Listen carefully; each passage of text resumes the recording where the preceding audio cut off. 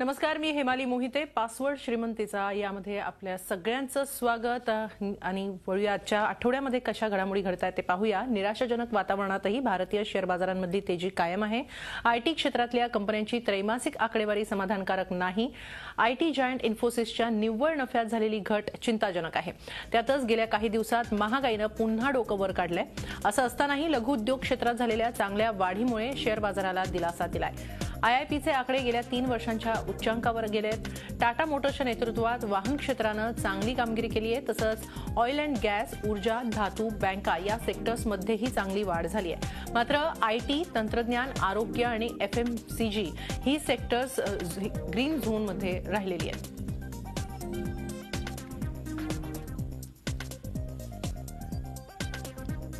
Share बाजारातल्या घडामोडींविषयी तसंच तुमच्या काही शंका असतील तर त्या शंकांचं निरसन करण्यासाठी आपल्याबरोबर आता स्टुडिओमध्ये आहेत शेअर बाजार तज्ज्ञ राजेश तांबे सर. खूप खूप स्वागत आहे झी 24 तासच्या स्टुडिओमध्ये.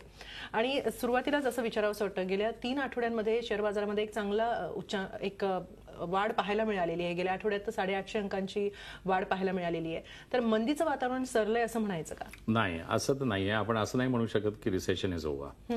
9% वर येऊ नाही शकत, पण स्लोली अँड ग्रॅज्युअली यस, आपल्या डोमेस्टिक डिमांडवर, आपल्या इंटरनल डिमांडवर, आपल्या पॉप्युलेशनवर आपण काहीतरी 6.5 to 7% पर्यंत येऊ शकतो. अजून इन्फोसिसचं जसं तुम्ही सांगितलं, there is nothing wrong with Infosys. हे न्यूजपेपरवाले सगळे आपले पेपर विकण्यासाठी फक्त हे धमाल करतात. Things are in place, nothing is wrong. Second पोझिशनवरून अगर थर्ड पोझिशनवर अगर इन्फोसिस आली तर काही फरक पडत नाही.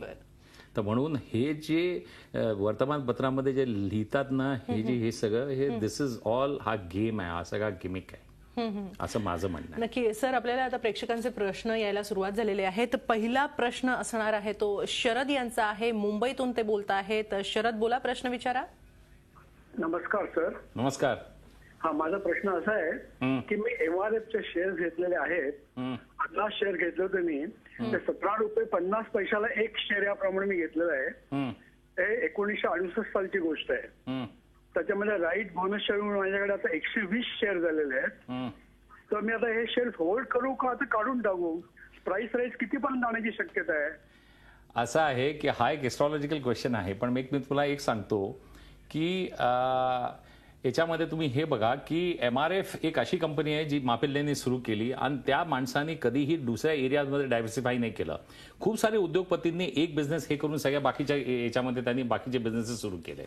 मापेल्ले who was the original promoter of this company, Madras rubber factory, त्यांनी काही टायर्स बनवणे पहिले सुरू नाही केले. The company's original name was Madras rubber factory. He started off with rubber products.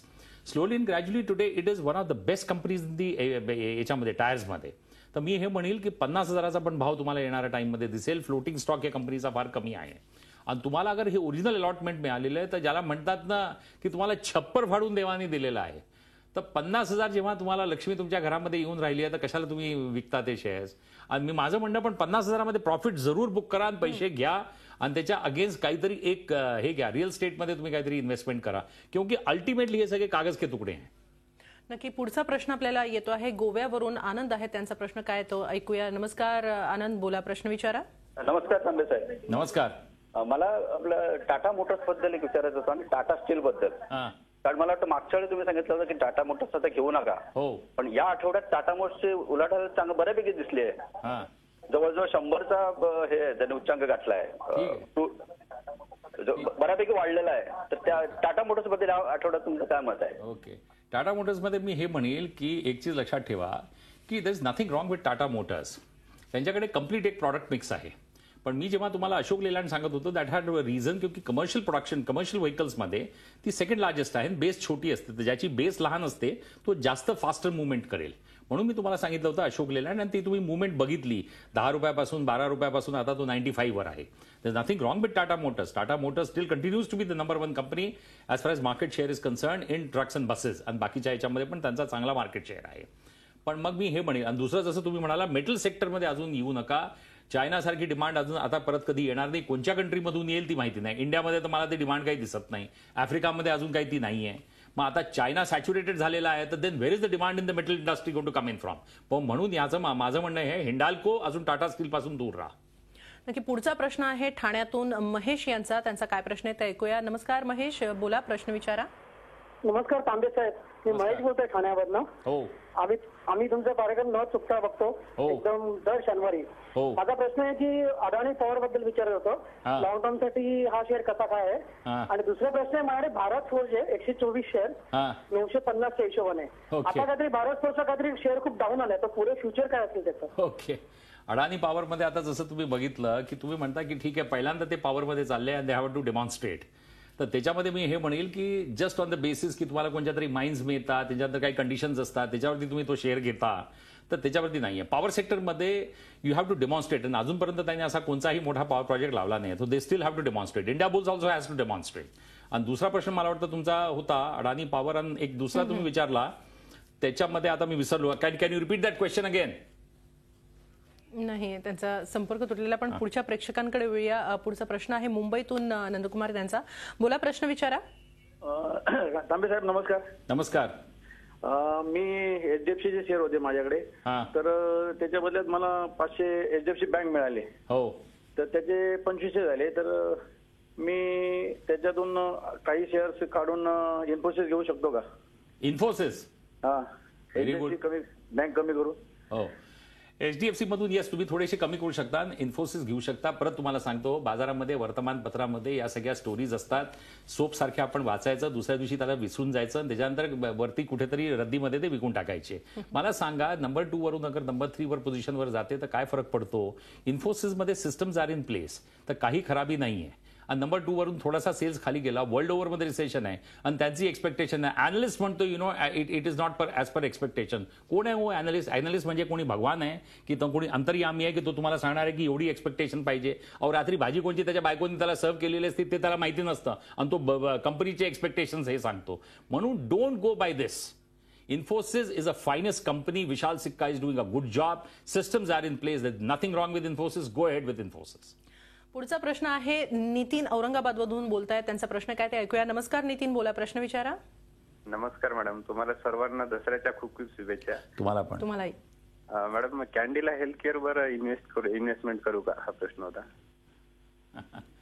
Cadila health care फार छान कंपनी आहे, पण मग मी म्हणेल की तुम्हाला जसं भरपूर लोकांनी मला फोन केले जेव्हा 2100 वरून लुपिन जेव्हा 1600 वर आला की तांबे आता काय करायचं. मी त्यांना सांगितलं होल्ड करून ठेवा. 1.5 महिन्यामध्ये परत तो शेअर आज 2100 वर उभा आहे. मी या शो मध्ये तुम्हाला सांगितलं होतं की मला फोन करा माझ्या नंबरवर 9967781988 वर. जेव्हा मी तुम्हाला सांगितलं होतं की मी एका कंपनीचं नाव सांगेल. आज तुम्हाला परत सांगतोय, इलांटा बेक ज्यांनी पण घेतला 2200च्या भावावर होता. याच्यामध्ये ट्रेडिंगमध्ये मी बघितलं एक दिवशी 70 रुपयांनी वाढला, एक दिवशी 60 रुपयांनी वाढला. जेव्हा हे असे सर्किट लागतात आणि येणाऱ्या टाइममध्ये तो मला शेअर 2000 रुपयाचा दिसतोय.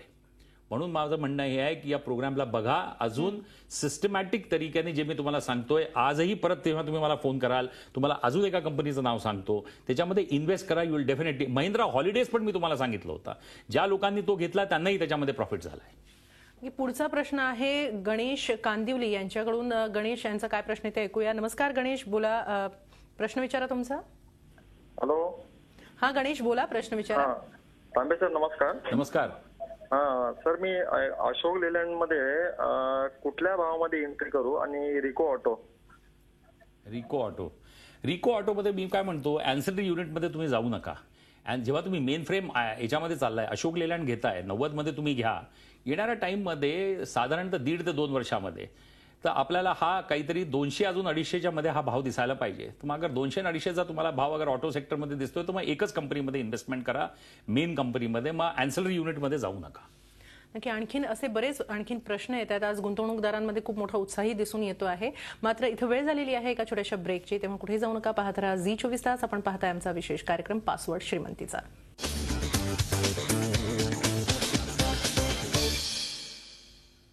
पासवर्ड श्रीमंतीचा या आमच्या खास कार्यक्रमामध्ये पुन्हा एकदा आपलं स्वागत. तुमच्या प्रश्नांचं उत्तर देत आहे, तुमच्या शंकांचं निरसन करत आहेत शेअर बाजार तज्ज्ञ राजेश तांबे. आणि प्रेक्षकांचा पुढचा प्रश्न आलेला आहे.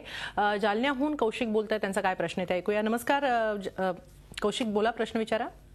नमस्कार तांबे सर. नमस्कार सर, मी जालन्यावरून बोलतोय, कौतिकराव मतकर. हो सर, माझा असा प्रश्न आहे की इन्व्हेस्ट करताना कोणती काळजी घेतली पाहिजे आणि जे ब्रोकर आहेत आता ओरिजिनल ब्रोकर त्यांची ओळख कशी करायची सर? त्याची ओळख कशी करायची? असं आहे की जो तुम्ही प्रश्न विचारला की काळजी काय घ्यायची, एक तर सट्टा खेळायचा नाही, इंट्राडे करायचं नाही, स्पेक्युलेशन करायचं नाही, फ्युचर अँड ऑप्शन्स करायचे नाही. फक्त जेवढे पैसे आपल्या खिशात आहे तेवढं कॅशवरती काम करायचं, डिलिव्हरी बेसिसवरती काम करायचं. सट्टा खेळायचं नाही.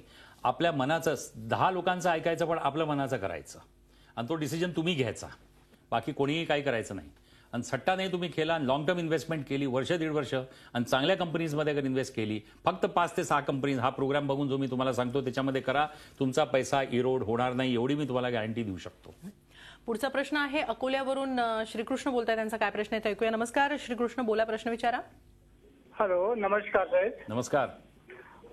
मी रिटायर्ड माणूस आहे. हो. आणि मी अरविंद फार्मामध्ये 8 ते 7 रुपयांनी इन्व्हेस्टमेंट केली. 860.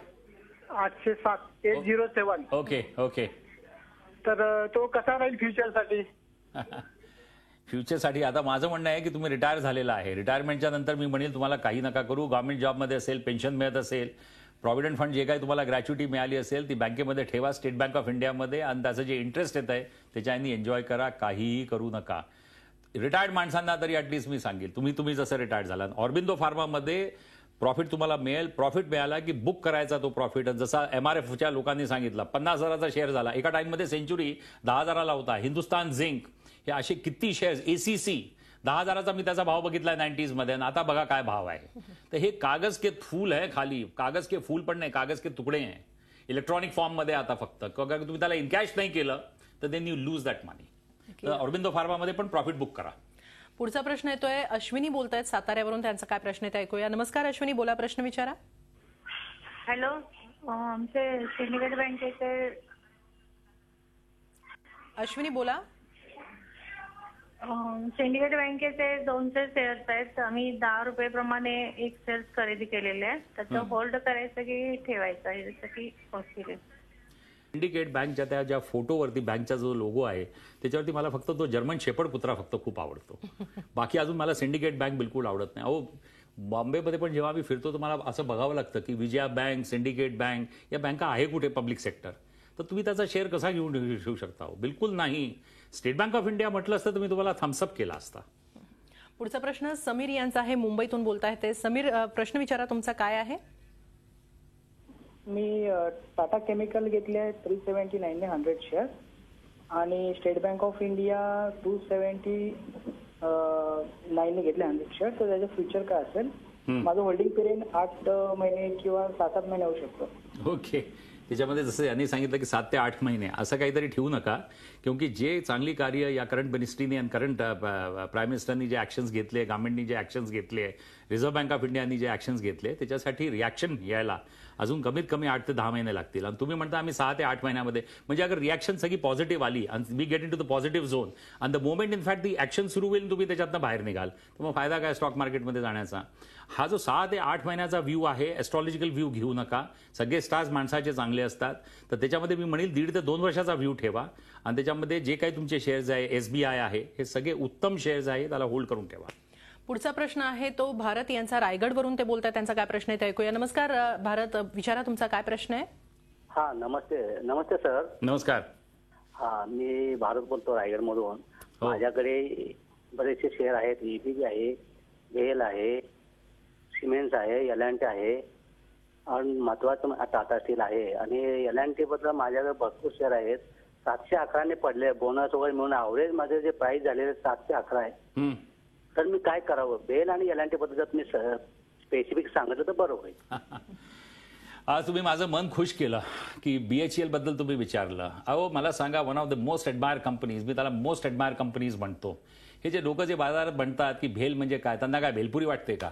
अरे, तेव्हा जेव्हा आपल्याला इंडिपेंडन्स मिळालं, गव्हर्नमेंट ऑफ इंडियाने डिसिजन घेतलं की डेव्हलपमेंट ऑफ द कंट्रीसाठी we have to create a special capital goods country, एक इंडस्ट्री बनवायची, तेव्हा we were more concern towards Russian technology, because तेव्हा अमेरिका आपल्याला टेक्नॉलॉजी नव्हती देत. पण दॅट इज तो एक जुना व्ह्यू झाला. मला सांगा, अजूनही कोणची कंपनी आहे का जी या स्तरवरती एवढं टर्नओव्हर करते? स्कूल्स, कॉलेजेस, हे जे सगळं इन्फ्रास्ट्रक्चर त्यांनी जे क्रिएट केलं आहे, त्यांनी ज्या टाउनशिप्स त्यांनी क्रिएट केल्या, त्रिचीला, हरिद्वारला, भोपाळला, झाशीला, कोणी प्रायव्हेट माणूस करू शकतो का? This is been done by the government. तर याला होल्ड करून ठेवा. L&T येणाऱ्या टाइममध्ये 5,000 रुपयाचा मी तुम्हाला भाव दाखवतो. येऊ द्या डिमांड इंडियामध्ये, and demand will definitely come back to India. 120 कोटीची पॉप्युलेशन आहे, आपल्याला खायला पाहिजे. अजून माझं पोट भरलेलं नाहीये, माझंच पोट अजून रिकामा आहे. तर then how is it that in fact इंडियामध्ये अजून ग्रोथ येणार नाही? ग्रोथ आल्याबरोबर बघ तुम्ही बघा L&Tचा तुम्हाला काय भाव दिसतो येणाऱ्या 1.5 ते 2 वर्षामध्ये. प्रेक्षकांचे बरेच फोन येत आहेत, मात्र इथं वेळ झालेली आहे एका छोट्याशा ब्रेकची. तेव्हा कुठे जाऊ नका, पाहत राहा झी 24 तास. आपण पाहताय आमचा विशेष कार्यक्रम पासवर्ड श्रीमंतीचा.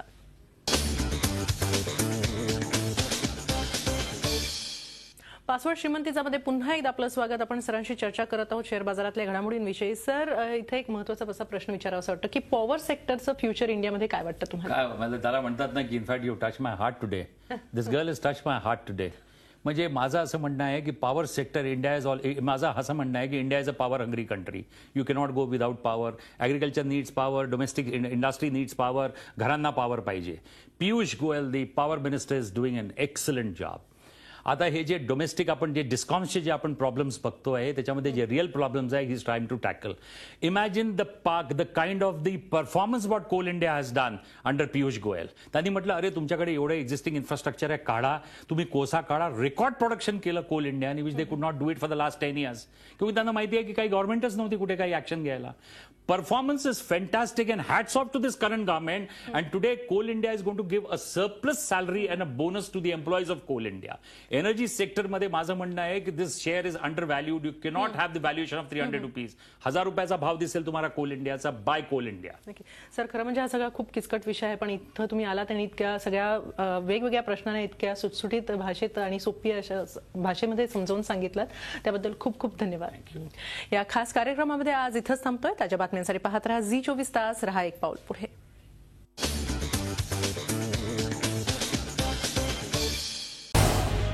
झी 24 तास रहा एक पाऊल पुढे.